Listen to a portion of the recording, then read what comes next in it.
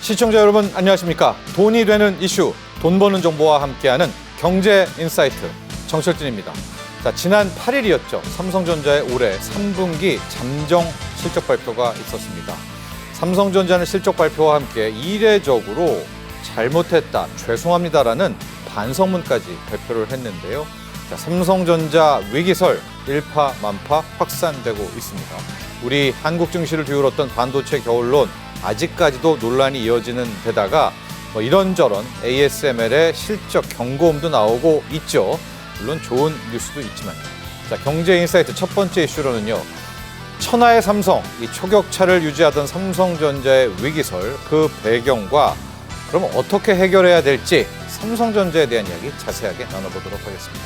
자, 두 번째 이슈도 준비되어 있습니다. 현재 글로벌 경제에 있어서 중요한 회의들이 이번 주에 다 몰려 있습니다. 20일부터는 페루라마에서 2024 에이펙 재무장관 회의가 열리고요.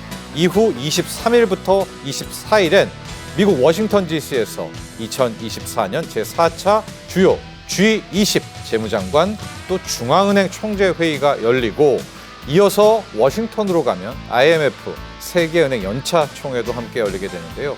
우리나라에선 최상목 경제부총리와 이창용 한국은행 총재가 이번 회의들에 참석해서 코리아 세일들을 펼치게 됩니다. 경제인사이트 두 번째 이슈로는 이번 주에 몰려있는 세계적인 통화, 금융 회의들 자세하게 점검해 보도록 하겠습니다. 자, 여러분 경제인사이트는 유튜브 경제인사이트 채널을 통해서도 실시간 시청할 수 있습니다. 많은 시청 부탁드리겠습니다. 자, 경제인사이트 첫 번째 이슈 준비된 영상 보시고 난 뒤 본격적인 이야기 이어가죠.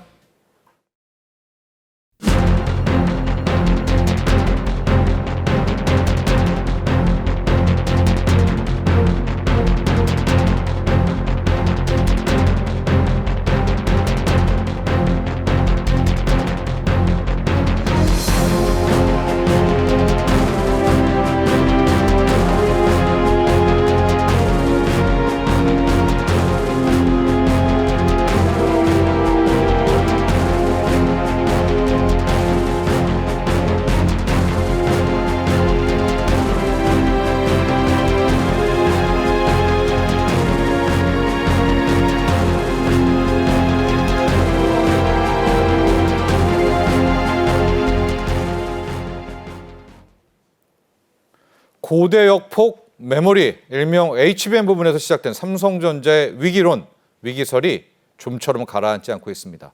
우려도 커지고 있는데요.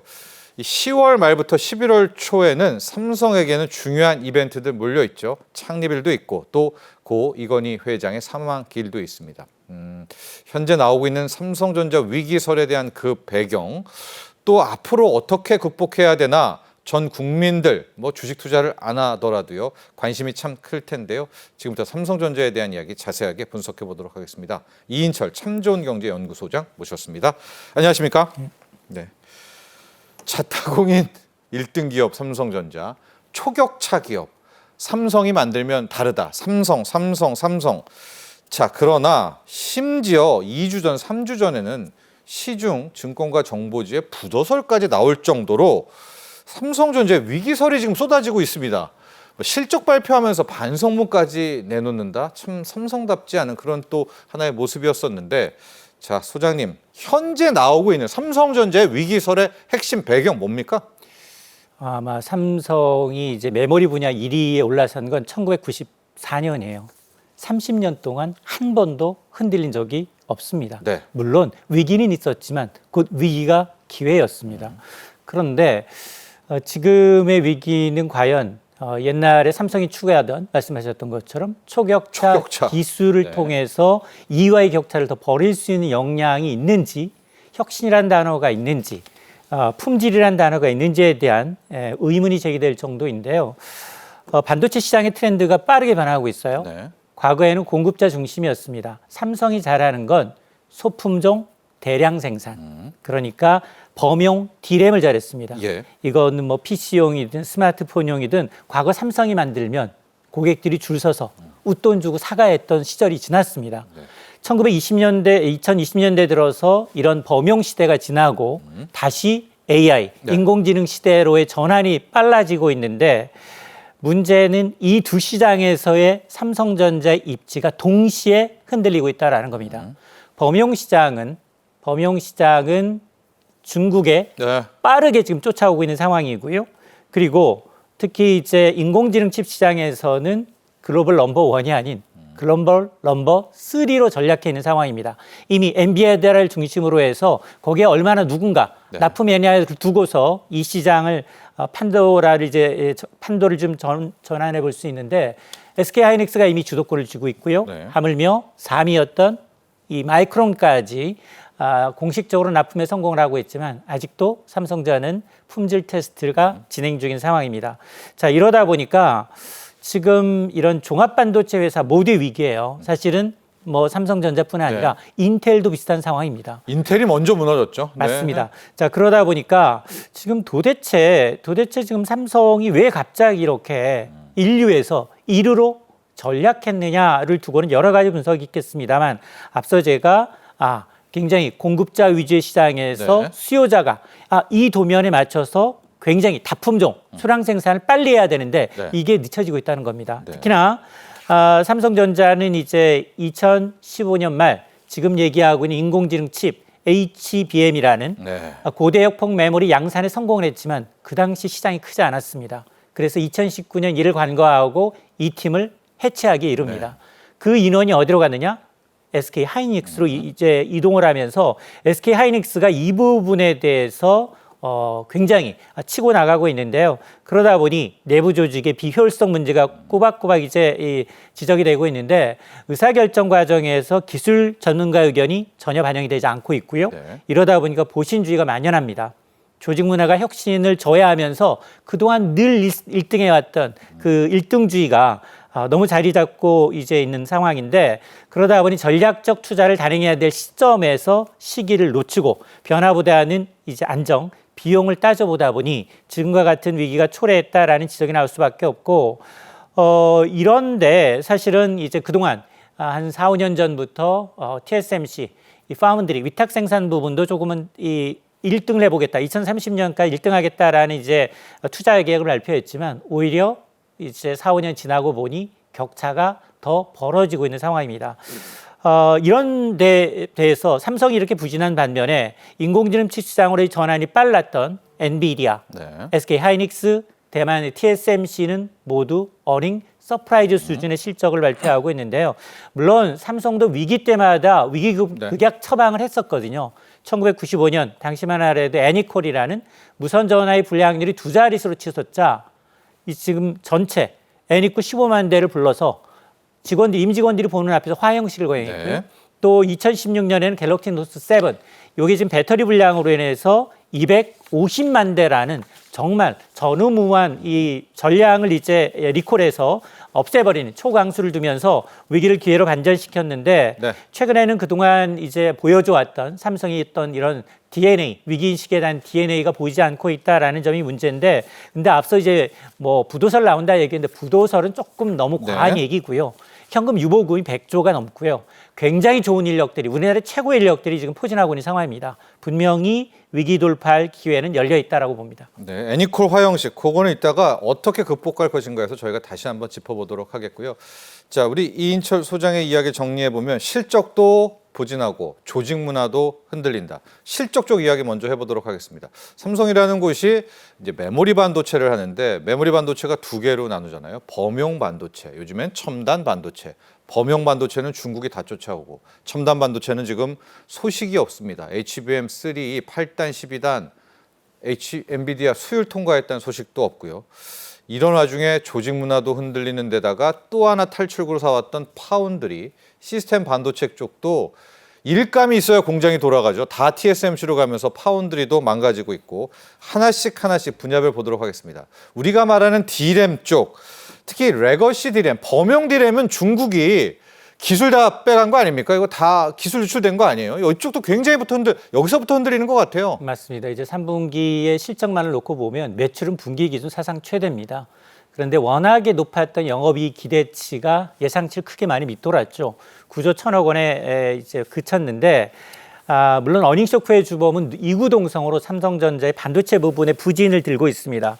증권가에서는 반도체 부분의 이익 그래도 5조 원대는 넘겠지라고 했는데 잠정 실적 발표 이후에 더 낮추고 있습니다. 눈높이가 점점 낮아져서 한 4조 원 안팎인데 지난 2분기만 하더라도 6조 4,500억 원의 영업이익을 가져다 줬는데 2조 원 이상 적을 수 있다라는 거고요. 말씀하셨던 것처럼 범용 디램 메모리 부분에 있어서는 지금 PC와 스마트폰이 수요 부진으로 조금 주춤한 상황에서 지금 중국 업체들이 정말로 가파르게 따라잡고 있습니다. 자체 개발한 이제 이 칩을 사용하면서 이 시장에 넘버 3인 마이크론을 지금 넘보고 있는 상황입니다. 점유율이 얼마나 돼요, 그럼? 지금 한 11% 정도. 두 자리가 됐네요, 벌써. 두 자리가 됐습니다. 예. 근데 이 빠르게 이제 가파르게 이제 시장 점유율을 늘리고 있다라는 게 더 문제고요. 아마 내년에 가면 이제 중국산 범용 디램의 경우에는 15%를 웃돌 것으로 예상이 되고 있습니다. 설상가상으로 이제 비메모리 부분에 있어 파운드리 사업 부분에 있어서는 대만의 TSMC와 점유율 격차가 큰데 여기는 소품종 대량 생산, 정말 설계 칩을 주면 이걸 빠르게 얼마나 좋은 품질의 양을 가격 경쟁력 있게 만들어주냐가 관건인데 수율 면에서 떨어지고 있습니다. 발열 문제도 있고요. 내부 내구성에 문제가 생기다 보니 2019년 170조 원 이상 투자해서 2030년에 글로벌 넘버 원 파운드리 회사가 되겠다라는 목표는 점점 멀어지고 있는데요. 당시만 하더라도 기술 시장 점유율 격차가 한 뭐 50대 20 정도였다면 지금은 오히려 60대 10% 정도로 더 격차가 벌어져 있는 상황인데요. 물론 이 외에도 여러 가지 이제 문제점이 있습니다. 뭐 DS 부분, 디지털 솔루션 부분에 있어서는 성과급과 같은 일회성 비용이 작용을 했고 여기다 이제 재고 평가 손실이 또 반영이 됐고요. 또 외환 시장의 이제 환율 변동성까지 이제 여기에 더해져 있는 상황이고 특히 이제 갤럭시 Z3 이제 판매 부진도 한 몫을 하고 있습니다. 그렇습니다. 메모리 반도체에서 레거시 디램, 우리가 말한 범용 디램은 중국이 엄청나게 발전하고 있고요. 첨단 디램 수율도 못 맞추고 있고 파운드리는 놀고 있고 스마트폰은 안 팔리고 있고 뭐 총체적인 난국이 됐는데 이런 와중에 실적 발표 후에 전영현 새로운 신임 부문장이 사과문을 발표를 했는데 이것도 말들이 많습니다. 주주들이 원하는 거는 사과문이 아니라 어떤 비전 제시 아닙니까? 이거 왜 사과문을 낸 거예요? 맞습니다. 지난해는 삼성전자의 반도체가 역대 최악이었습니다. 반도체 부분에서만 15조 원 가까운 이제 적자를 냈음에도 불구하고 뭐 경영진의 사과는 없었습니다.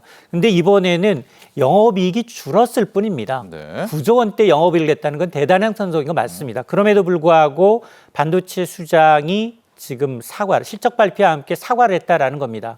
특히 지난 5월에 구원투소로 나서서 스트라이크를 좀 기대했던 전영현 부회장의 경우에는 이게 지금 우리가 잘 못하고 있는 이 엔비디아 퀄테스트가 진행 중인 이제 5세대 이 고대역평 메모리의 발열 부분, 전력 부분, 이 내구성을 좀 보완하기 위해서 등장을 했는데 그런데 이제 그걸 지금 6개월 지났지만 아직 이 문제를 풀지 못하고 있다는 겁니다. 자, 그러다 보니 이 지금 삼성전자 내부에서도 이 사과를 할 만큼 위기감이 이제 고조되고 있다라는 건데요. 그런데 전 부회장의 메시지도 상당히 구체적입니다. 세 가지 요인을 들고 있어요. 기술의 근원적인 경쟁력을 복원하겠다. 이거 잘 못하고 있다는 얘기거든요. 메모리 반도체 핵심 기술력을 회복하고 최첨단 디램의 수율 개선과 기술력 향상에 집중하겠다. 이를 통해서 또 한 번 메모리 분야의 초격차 기술력을 보여주겠다라는 의지를 가지고 있는 거고 두 번째가 보다 철저한 미래를 준비하겠다라는 겁니다. 그러니까 현재 위기를 극복하기 위해서 장기적인 경쟁력을 확보하기 위해서 미래 기술에 대한 이 철저한 준비와 투자를 강화하겠다라는 의미이고 세 번째가 조직 문화를 언급하고 있습니다. 조직 문화와 일하는 방식이 혁신을 내걸고 있는데요. 지금 삼성 조직 내 이 비효율적인 요소를 제거하고 혁신적인 조직 문화를 갖추겠다라는 건데 기술자들이 우대받는 그런 문화에서 점차 비용, 절감 쪽에 지금 초점이 맞춰주다 보니 이런 얘기가 나오고 있는 겁니다. 좀 더 유연하고 효율적인 조직 체계를 갖추겠다라고 얘기한 만큼 연말 인사에서 상당히 이 부분이 반영될 가능성이 높아서 과연 이런 이제 전영현 이 부회장의 사과문이 실제로 이행과 그리고 이제 실행으로 이어져서 혁신적인 문화로 다시 탈바꿈하는데 얼마나 기여할지를 좀 지켜봐야겠습니다. 자, 그래서 삼성전자, 지금부터는 삼성전자의 위기의 극복 방안, 쇄신 방안에 대한 이야기 나눠보도록 하겠습니다.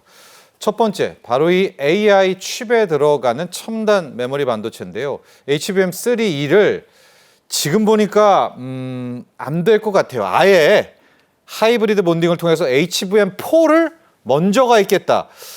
이게 어떻게 보십니까? 이게 해법이 될 수 있습니까? 아예 3E는 버리고 4로 간다?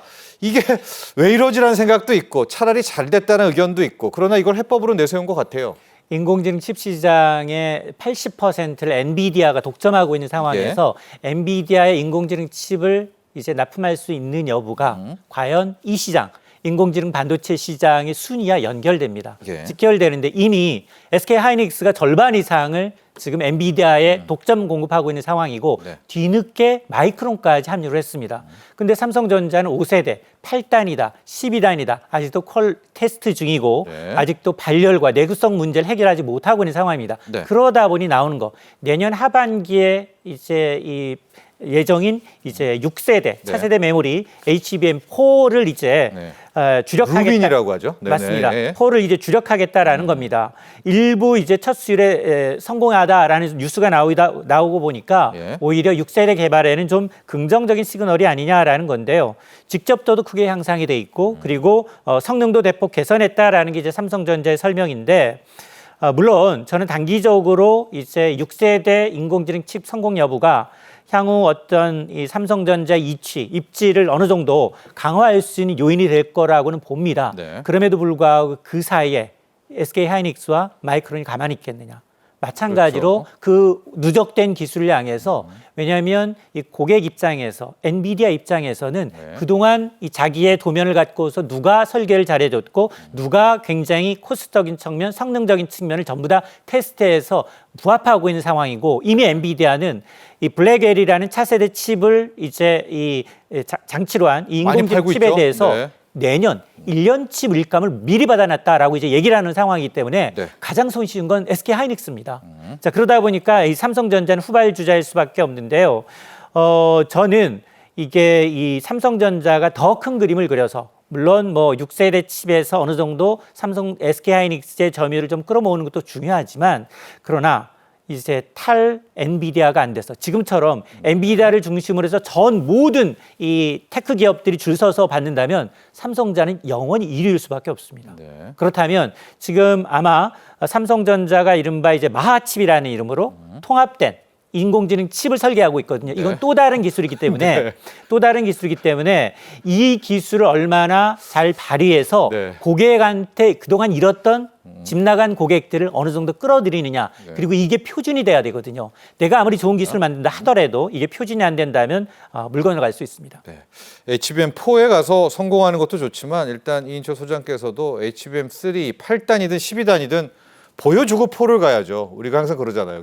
그냥 4로 간다. 그러면 좀 신뢰도가 떨어지는 건 아니겠습니까? 맞습니다. 그런 차원에서 좀 8단과 12단, HBM3E에서도 좋은 소식이 들리기를 간절히 또 워낙 삼성전자가 차지하는 비중이 크지 않습니까? 자, 조직 쇄신에서 이런 이야기 많이 나옵니다. 자, 이재용 회장 리더십, 이재용 리더십이 지금의 삼성전자를 만든 것이 아니냐. 등기 임원으로 복귀해라. 이야기들이 슬금슬금 많이 나옵니다. 아마 기억하실 거예요. 이제 이 아마 국정농단 사태 때문에 전 삼성그룹의 이제 컨트롤 타워라고 하는 미래전략실이 이제 해체가 됐습니다. 네. 이후에는 삼성이 3개 부문별로 사업지원 TF팀을 운영을 하고 있고요. 삼성전자도 마찬가지입니다. 삼성전자는 재무통일수장으로 있습니다. 자, 그러다 보니 이 지금 삼성준법감시위원회는 삼성 주요 계열사의 준법 경영을 감독하는 외부 기구의 그렇죠. 수장이 예. 냉정한 평가를 내린 겁니다. 컨트롤 타워 부활해라. 그리고 이재용 회장의 등기임원 복귀 필요하다. 저는 타당한 이제 지적이라는 생각을 하고 있는데요. 삼성이 의사결정 과정을 보다도 투명하고 일관성 있게 네. 그리고 누군가는 책임을 져야 합니다. 명확한 책임 구조가 돼서 주주와 시장의 신뢰를 얻기 위해서는 이 두 가지는 저는 반드시 필요하다라고 보고요. 그래서 이 뭐 삼성준법감시위원회의 지배구조 개선 요구는 매우 시의적절했다. 라고 생각을 하고 있고 이 사면 초과인 상황에서 과연 새로운 변화와 지배구조 개선을 위해서 위기 극복 가능한 대안을 얼마나 제시하는지 근데 이제 이런 변화가 실제로 효과를 거두기 위해선 어떤 실행력, 지속적인 이제 팔로업이 좀 필요한 상황입니다. 네. 이재용 회장이 등기 임원으로 복귀할 수 있을까요? 저는 아마 이런 이제 사회적 분위기, 준법 이제 감시위원회의 어떤 요구에 응하지 않을 수밖에 없다. 사실은 이제 2014년 이건희 전 회장이 이제 심근경색으로 쓰러진 이후에 사실상 이제 실질적인 1인자 역할을 해왔습니다. 네. 그리고 이제 뒤늦게 삼성전자 이제 회장으로 이 회장으로 직을 갖고 있지만 아직까지는 이재용 회장이 어떤 책임 경영에 대한 이제 이 책임경을 물을 수 있는 등기 임원이 아니었었기 때문에 네. 아마 저는 이제 이번에는 아마 이런 그림이 그려지지 않을까라는 생각을 하고 있는데요. 동시에 이 회장은 미래의 삼성에 대해서 성장 전략과 계획을 함께 제시해야 합니다. 네. 특히나 지금 가장 이제 우려하고 있는 건 초격차 기술을 이제 굉장히 외치던 삼성이 왜 이렇게 지금 후발주자가 돼서 쫓아가는 추격자가 됐느냐에 대한 의문을 제기하고 있는 상황이기 때문에 기술 혁신에 대해서 경쟁력 회복을 어떻게 추구할 것인지에 대해서 이제 어떤 비전을 좀 보여줘야 하고요. 네. 또 하나는 앞서도 얘기했습니다만 조직 문화의 개선도 굉장히 필요합니다. 지금 삼성전자도 보니까 굉장히 이 밑에 있는 신세대들이 굉장히 줄고 네. 이게 굉장히 디램 개발에 역력해왔던 3, 40년 전 주역 인물들이 굉장히 커가는 역피라미드 꼴의 인사 모양을 보여주고 있기 때문에 아마 미래 전략을 구체하는 방향에 있어서 굉장히 신선한 아이디어들이 채용되고 실수하더라도 다시 한번 이제 이 재도전할 수 있는 기회를 주기 위해서는 인적 쇄신이 좀 필요하다라고 하는 거고. 네, 25일이 고 이건희 선대회장 사직이잖아요. 사직이에요. 25일 관련해서 뭐 인적 쇄신, 구조 조정, 미전실 부활 여러 가지가 나오는데 이번 주는 아닐까요? 이게 왜냐하면 네. 그 당시에도 1주년에도 사실 이런 얘기는 없었어요. 네. 그러다 보니까 아마 이제 25일이 이건희 전 회장의 사직이기 때문에 각 사장단이 함께 모일 수밖에 없는 구조거든요. 예. 그러니까 만찬을 하든 뭘 하든 얘기는 나올 겁니다. 물론 그게 이제 공개적으로 언론에 공개되느냐는 미지수겠지만 네. 그러나 이제 지금 이렇게 사회적인 여론이 굉장히 좀 삼성전자에 지금 쏠려 있는 상황이고 우리 국가 경제 미래가 지금 달려 있다라고 해도 과언이 아니기 때문에 네. 아마 어쨌든 입장 표명은 저는 있을 것으로 보입니다. 좋습니다. 자, 이런 가운데 요즘에 이제 반도체 산업은 아예 전략 산업이 됐잖아요. 과거에는 뭐 민간 기업은 민간 기업끼리, 정부는 그냥 팔짱 끼고 지켜보고 정부가 뛰어들어야 된다. 다 다른 나라들도 뛰어들고 있습니다. 우리 박상욱 대통령실 과학기술수석이 삼성전자 위기론에 대해서는 이런 얘기를 했습니다. 삼성전자만의 문제가 아니라 한국 과학기술계와 산업계에 닥친 위기다. 정부도 지금 함께 뛰어들 그럴 각오가 되어 있습니다. K반도체, 다른 나라들도 다 정부가 뛰어들잖아요. 우리도 혜택 주고 지금 함께 가야 되는 그런 시점 아닙니까? 삼성전자 위기론을 빌미로 해서요. 맞습니다. 예.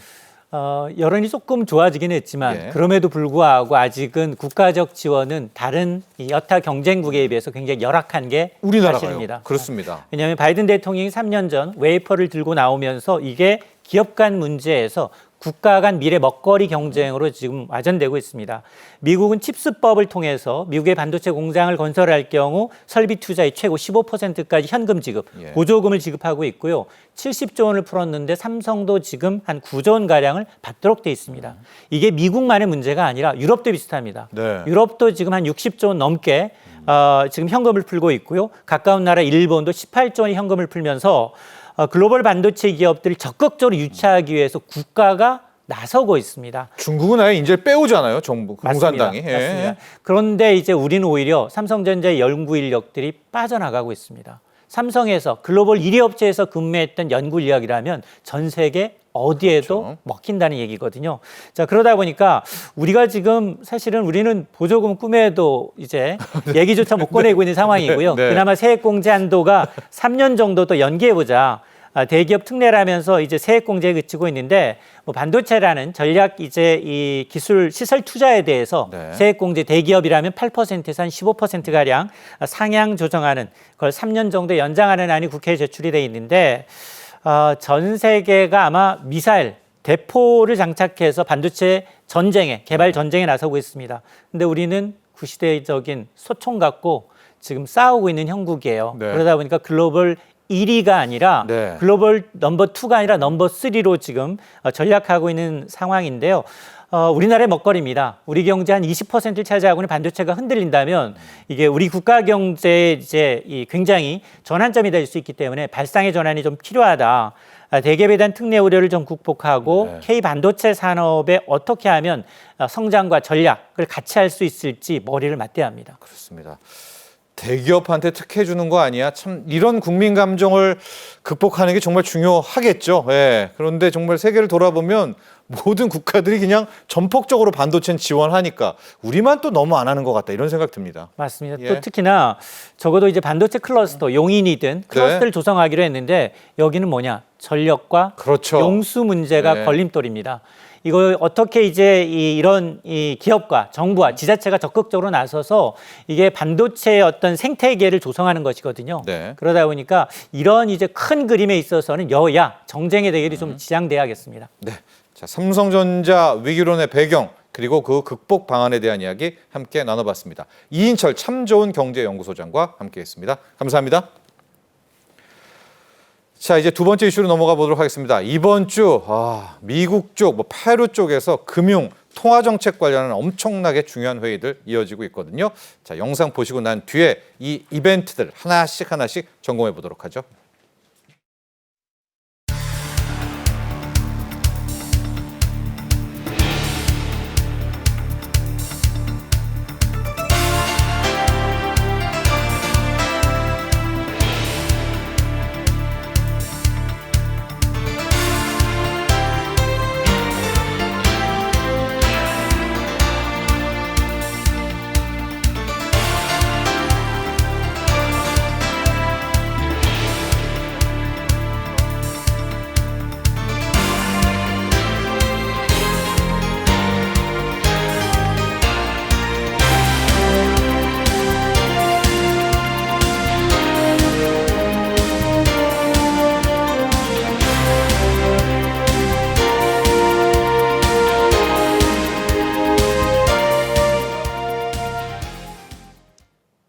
네, 앞서도 말씀드렸지만 이번 주에는 전 세계적인 글로벌 주요 경제, 금융, 통화 정책 회의들이 줄줄이 이어지고 있습니다.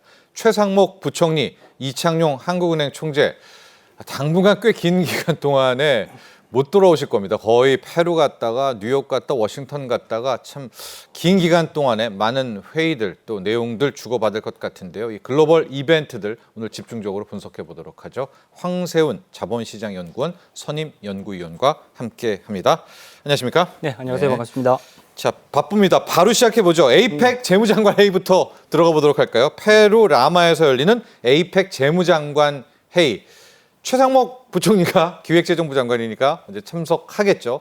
뭐 어떤 회의체고 오늘에는 또 어떤 의제 아젠다가 있는지 좀 정리해 볼까요? 네, 일단 21개국 회원국이 이제 모여서 같이 이제 경제와 관련된 협력 사안들을 논의하는 자리가 바로 이제 에이펙 이제 재무장관 회의가 되겠습니다. 21개국 회원국들의 재무장관들이 모여서 주로 경제 관련 현안들을 이제 논의하게 되는데 이번 에이펙 회의에서 이제 에이펙 회의의 주된 주제는 지속 가능한 성장이라는 주제로 여러 가지 경제 관련 현안들이 논의가 됩니다. 사실 최근 들어서 이 지속 가능성 뭐 ESG에서도 많이 다뤄지고 있잖아요. 저 제목 많이 본 제목인데요. 그렇습니다. 그 ESG 이제 많이 들어보셨을 텐데 거기서 다루는 주제와 굉장히 일맥상통한다 이렇게 보시면 될 것 같고요. 네. 여러 가지 기후 변화라든지 기후 위기 뭐 이런 부분들이 많이 부각이 되고 있잖아요. 예. 근데 이런 기후 위기, 환경 변화와 같은 내용들은 한 개 국가가 경제 정책을 바꿔서 해결하기에는 굉장히 큰 한계가 있습니다.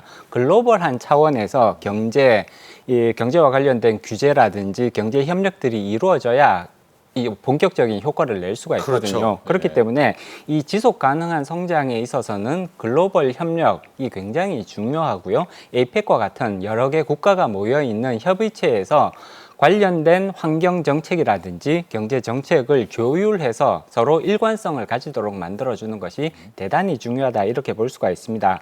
이번 지속 가능한 성장을 주제로 열리는 이제 에이펙 회의에서는 주로 탄소 가격 정책이라든지 또는 에너지 전환과 관련된 기본적으로 환경과 경제가 밀접하게 맞물리는 그런 의제들에 대해서 굉장히 이제 심도 있는 논의들이 이루어질 예정이고요. 네. 그리고 또 한 가지 디지털 금융과 관련된 지금 디지털 혁신이 또 하나의 글로벌 중요한 트렌드가 되고 있잖아요. 따라서 이러한 디지털 혁신에 관련된 그리고 디지털 금융과 관련된 그런 의제들이 집중적으로 논의될 걸로 지금 예정되어 있습니다. 네. 우리나라가 이제 굉장히 중요한 역할을 여기서 맡을 수밖에 없는 거고요. 그리고 우리나라가 내년도 맞습니다. APEC 의장국이 예. 되는 거잖아요. 그렇기 때문에 이러한 논의의 흐름들을 계속 주도적으로 끌고 가고 내년에는 APEC 의장국으로서 회의에 새로운 어젠다를 제시를 하고 새로운 방향성을 적극적으로 제시해야 되는 그런 이제 역할을 맡게 되기 때문에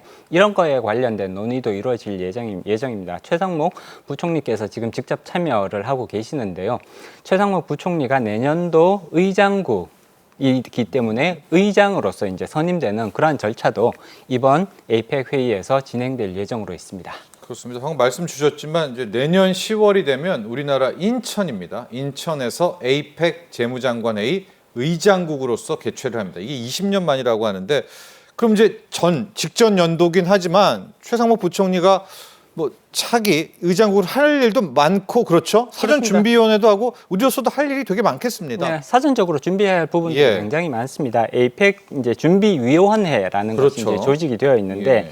이게 이제 지난 10월 2일 날 이미 준비위원회가 개최가 된 바가 있고요. 내년도 2025년도에 여러 차례의 APEC 회의가 이제 우리나라에서 서울에서 진행되는 것은 아닙니다만 우리나라에서 여러 차례 APEC 정상회의가 진행될 예정이고요. 네. APEC 재무장관회의가 당연히 진행될 예정이십니다. 이런 것들을 차질 없이 준비하기 위해서는 사실 많은 사전적인 준비 기간과 그리고 여기에 인력과 재원이 투입되어야 이 APEC 정상회의와 관련 회의들이 정상적으로 진행될 수 있단 말이에요. 네. 따라서 대통령령에 따라서 이제 이런 것들이 준비되도록 그렇게 이제 규정화가 되어 있고요.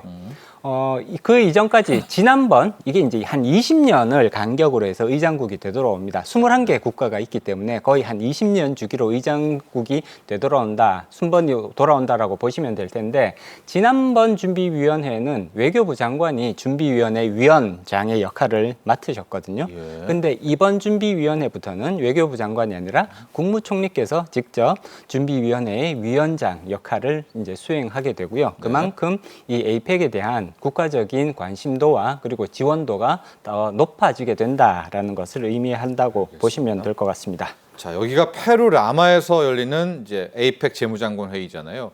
바로 넘어가야 됩니다. 23일, 24일에는 뉴욕으로 가야 되는데요. 뉴욕에는 G20 재무장관 중앙은행. 과거에는 재무장관만 모였는데 요즘에 중앙은행 총재들도 함께 모이는 것 같아요. 이게 네 번째라고 하는데 네네. 그럼 여기에는 이제 이창용 한국은행 총재도 또 함께 가야 되겠죠? 네, 같이 가셔야 됩니다. G20 재무장관 중앙은행 총재회의 이거 다뤄볼까요? 네네. 일단 최근 들어서 특히나 이제 강조되고 있는 부분이 뭐냐 하면 정부의 재정 정책도 굉장히 중요하지만 네. 중앙은행의 통화 정책도 그 중요성이 계속해서 증가하고 있다고 평가를 받습니다. 그렇기 때문에 예를 들어 정부의 재정 정책과 중앙은행의 통화 정책이 엇박자를 내버리면 경제를 위한 예를 들어 경제 이제 부흥을 위한 내지는 경제 활동 촉진을 위한 정책들이 서로 반대 방향으로 가버릴 수가 있는 거거든요. 그렇죠. 그렇게 되면 정책적 효과가 크게 반감될 수 있기 때문에 재정 정책과 통화 정책의 협조적인 또는 일관된 정책적 방향성이 굉장히 강조되고 있는 상황이라고 볼 수가 있습니다. 그렇기 예. 때문에 재정 정책을 총괄하는 재무장관과 통화 정책을 총괄하는 중앙은행의 장이 다 함께 모여서 관련된 경제 발전 방향을 공통적으로 논의할 필요가 있다. 이래서 사실은 이제 재무장관과 중앙은행 총재들이 같이 그러니까요. 같이 만나게 예. 되는 거거든요.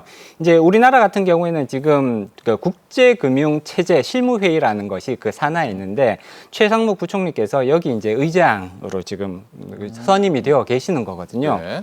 그렇기 때문에 이제 관련돼서 이제 선도 발행 같은 것들을 조금 하셔야 될 것 같고요. 그 다음에 이런 것들이 결국은 특히나 G20의 역할이 강조되고 있는 부분들은 글로벌 금융위기라든지 여러 가지 종류의 위기 상황이 왔을 때 공동으로 대응하는 것과 그렇지 않고 개별적인 국가가 대응을 하는 것에 있어서는 굉장히 큰 효과에 있어서 차이를 가져올 수가 있습니다. 네. 우리가 2008년 글로벌 금융위기 때도 경험을 했고요. 2020년 코로나 팬데믹 위기 때도 비슷한 상황을 경험을 했습니다. 굉장히 큰 경제적 충격이 다가왔을 때 G20 국가, 전 세계 경제를 이끌고 있는 국가들이잖아요.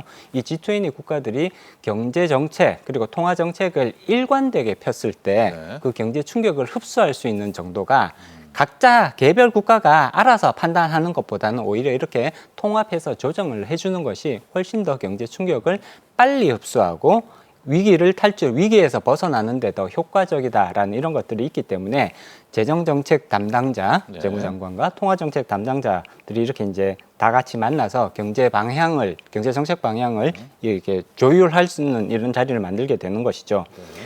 이거 이제 G20 재무장관 회의가 열리는데 여기에서는 이제 특히나 그 다작 개발은행, 이제 멀티래터럴 디벨롭먼트 뱅크 (MDB라고 보통 부르죠). 이 MDB라고 부르는 이제 그 MDB 개혁과 관련된 이런 내용들 그리고 세계 경제 협력 방안 이런 것들이 이제 계속해서 논의가 이루어질 걸로 보입니다. 네. 그리고 이후에 그 최상목 총리는 그 우리나라 국가 신용평가에서 굉장히 중요한 역할을 하고 있는 무디스라고 있습니다. 이 무디스와 만나서 그 향후 우리나라의 재정 정책 방향, 재정 건전화 방향과 관련된 이런 내용들에 대해서 이제 또 브리핑을 하실 예정이고요. 네. 그다음에 통화 정책이라든지 자본시장 발전 정책에 대해서도 여러 가지 브리핑을 하실 예정으로 있습니다. 그렇습니다. 과거에는요, 우리나라에서도 한국은행 총재와 기획부 장관이 한 자리에 모이면은 막 난리가 났었거든요, 기자들이. 근데 네. 이제는 한 국가도 기획부 재정부, 경제부총리와 중앙은행 총재가 한국은행 총재 잘 만날 뿐만 아니라 세계적으로 다 모여요. 그렇죠? 그렇습니다. 이제 그것이 효과적이고 글로벌 위기 역량 대응하는데 이제는 좋다라고 해서 컨셉트 자체가 완전히 바뀐 겁니다. 재무장관, 중앙은행, 총재들 G20 다 모여서 뉴욕에서 회의가 되고요. 바쁩니다. 23일, 24일 바로 이번에는 워싱턴 DC로 날아가서 세계은행 연차총회, IMF 연차총회 이것도 빅 이벤트잖아요.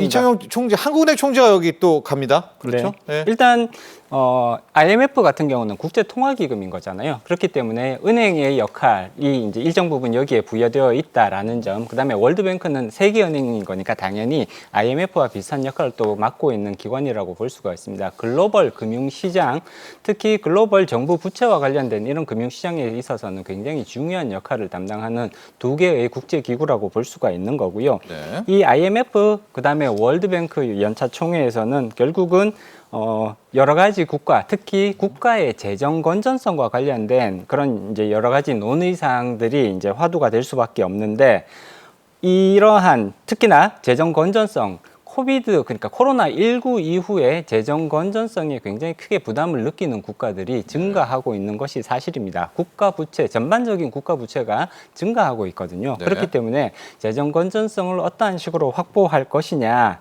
각각의 국가, 특히 IMF가 이러한 것들을 굉장히 많이 강조하고 있는데, 지금 정부 지출이 지나치게 빠른 속도로 늘어나고 있는 국가들이 많다. 특히 G20 국가 중에서도 그러한 국가들이 꽤 지금 관찰되고 있거든요. 네. 따라서 일정 부분 재정 건전성 강화를 위해서 정부 지출을 조금 억제하는 그런 이제 정책적 노력이 필요하다라는 부분들이 조금 중점적으로 논의가 될 것 같고요. 네.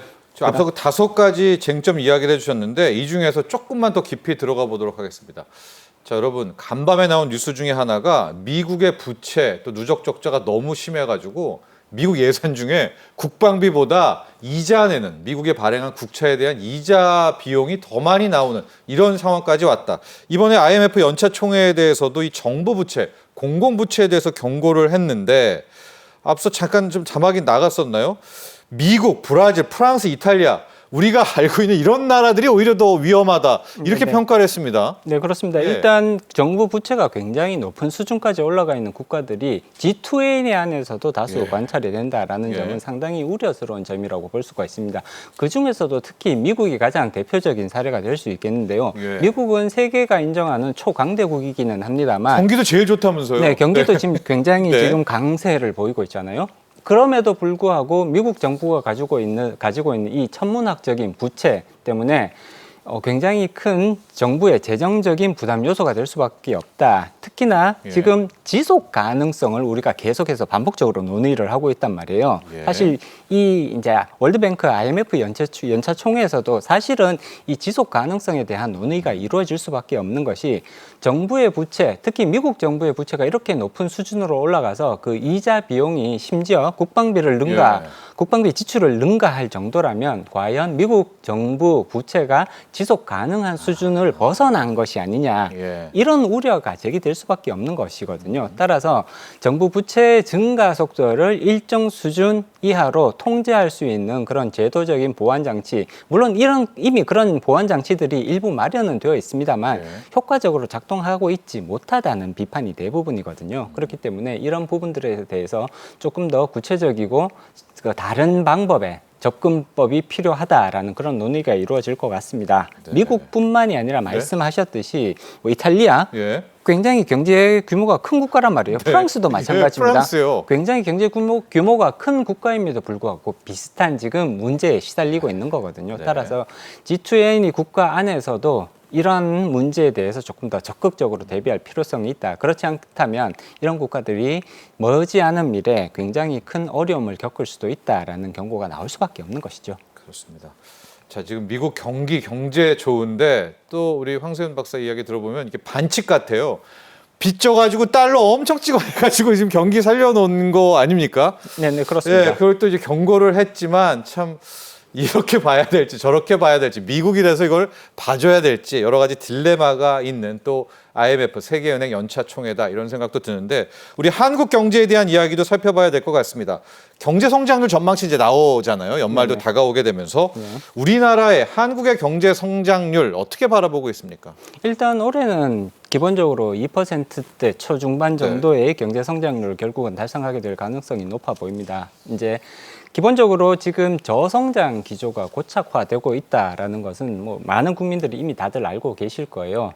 근데 지난해보다 오히려 더 낮은 수준의 경제 성장률을 달성할 가능성이 지금 예상이 되고 있고요. 이런 부분들이 특히나 하반기에 들어갈수록 그리고 내년 상반기까지는 미국 경기 침체에 대한 우려가 커지고 있는 것이잖아요. 네. 미국이 경기 침체에 이르고 있다는 것은 결국은 우리나라 수출에 부정적인 영향이 불가피하다고 볼 수가 있는 것이고요. 사실 우리나라는 수출로 먹고 사는 국가라고 해도 과언은 아니거든요. 네.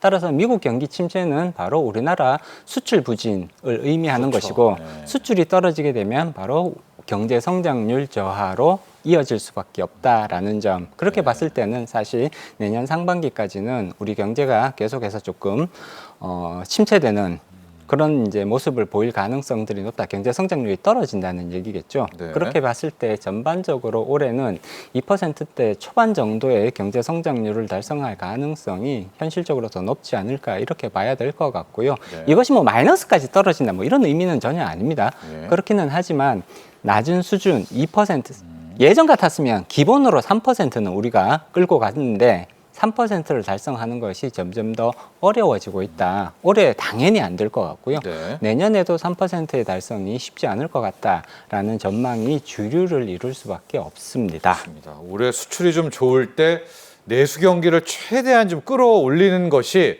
올해뿐만이 아니라 내년 경제 성장률을 높이는 또 하나의 관건이 될 것 같다. 이런 분석도 나오고 있는데요. 이 이슈도 한번 다뤄봐야 될 것 같아요. 쾌거가 있었잖아요. 우리 대한민국의 국채가 세계 국채지수에 편입이 됐습니다. 네네. 관련해서 최상목 부총리 좀 뭐 투자자들도 좀 만날 필요도 있을 것 같고 우리가 포함이 됐으면 무디스도 이번에 만남이 있던데 국가신용등급 상향에 대한 이야기도 한번 요거나 뭐 이야기해 볼 만하지 않겠습니까? 이 두 가지 이슈도 함께 좀 이야기해 주시죠. 네, 일단 WGBI 지수 편입은 굉장히 약간은 시장에서는 조금 기대 수준이 낮았던 것이 사실입니다. 이번에 안 될 줄 알고. 이번에 안 될 가능성이 높다라는 그런 이제 예상이 지배적이었는데 오히려 내년 3월 정도는 돼야 가능하지 않겠느냐 이런 예상들이 지배적이었거든요. 네. 그렇지만 약간은 이제 깜짝 쇼처럼 이제 10월 달에 바로 이제 편입이 발표가 됐죠. WGBI 편입이 되게 되면 사실 WGBI를 추종하는 그런 이제 자금의 규모가 글로벌 이제 금융시장에서 약 60억에서 70억 달러 정도 될 걸로 지금 추정을 하고 있습니다. 대규모로 자금 유입이 가능하고 그렇게 됐을 때 결국은 환율의 안정 플러스 그다음에 금리의 하향 조정, 하향 안정화 이런 것들이 가능해지기 때문에 결국은 우리나라 경제에 일정 부분 도움을 줄 가능성이 높다라는 평가를 내릴 수가 있는 것이고요. 이런 것은 결국은 우리나라의 펀더멘털 개선에 분명히 긍정적인 역할을 할 가능성이 높다라고 평가할 수가 있습니다. 그동안 외환 제도라든지 자본시장 제도 개선을 꾸준하게 우리가 추진을 해왔고요. 기재부의 이러한 노력 그리고 금융위원회의 시장 개발을 개선을 위한 그런 노력들이 긍정적인 평가를 받아서 이뤄낸 결과라고 충분히 평가할 수가 있습니다. 대단히 높은 그런 이제 긍정적인 평가를 내릴 수가 있을 것 같고요. 이런 부분들은 결국은 앞서도 말씀드렸듯이 우리나라 경제 구조의 펀더멘탈이 굉장히 탄탄하다라는 것을 의미하는 거거든요. WGBI 지수 이거 아무 국가나 끼워주는 지수는 절대로 아니란 말이에요. 그렇기 때문에 여기 상당히 높은 그 선정 기준을 가지고 있는데 이 선정 기준을 우리가 통과를 했기 때문에 경제 구조가 그만큼 탄탄하다, 안정적인 경제 구조를 가지고 있다라고 그렇게 해석을 할 수 있는 거고요. 따라서 이런 것들이 결국은 무디스의 국가 신용 등급 결정에 있어서도 최소한 신용 등급이 바뀌지는 않겠지만 이제 전망, 신용 전망 같은 거 있잖아요. 등급은 바뀌지 않더라도 향후 신용 등급에 대한 전망 정도는 충분히 안정적이다 내지는 굉장히 좋다라는 쪽으로 바꾸게 만들 수 있는 한 가지 요소가 될 수 있습니다. 그렇습니다. 또 우리가 안면을 트는 게 중요하잖아요. 이참에 최성목 부총리가 무디스 가서 또 어필도 하고요. 그렇죠? 우리 매력 발산도 좀 하는 그런 좋은 기회도 삼았으면 좋을 것 같습니다. 자, 마지막 질문을 던져보도록 하겠습니다. 지금 미국 주식시장만 보면 연일 신고가 경신, 사상 최고가 경신. 그러나 IMF도 그렇고요. 세계은행도 그렇고 그렇게 뭐 내년 경제 전망, 중기 경제 전망 낙관하지는 않는 것 같아요. 우리 한국 경제 어떻게 바라보고 계십니까? 우리 박사님께서는.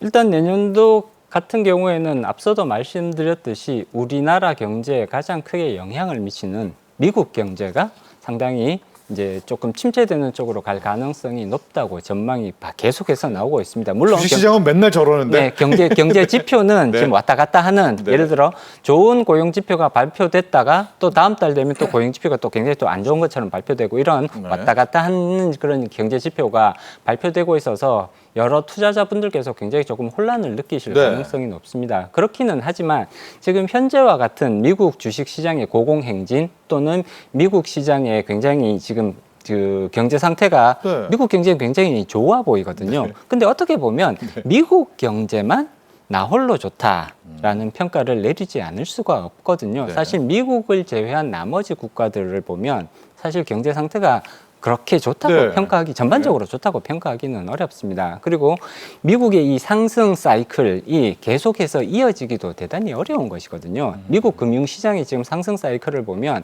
상당 기간 거의 굉장히 긴 시간 동안 금융시장의 상승 사이클이 지금 유지가 되고 있단 말이에요. 이래도 되나 싶죠. 그렇습니다. 이렇게 길게 갈 수 있는 것인가라는 이런 부분들에 대해서 우려가 나오는 것은 정상적인 모습이라고 볼 수가 있는 거고요. 경기 침체에 대한 우려는 갈수록 조금씩 강해지고 있다라고 말씀드릴 수가 있고요.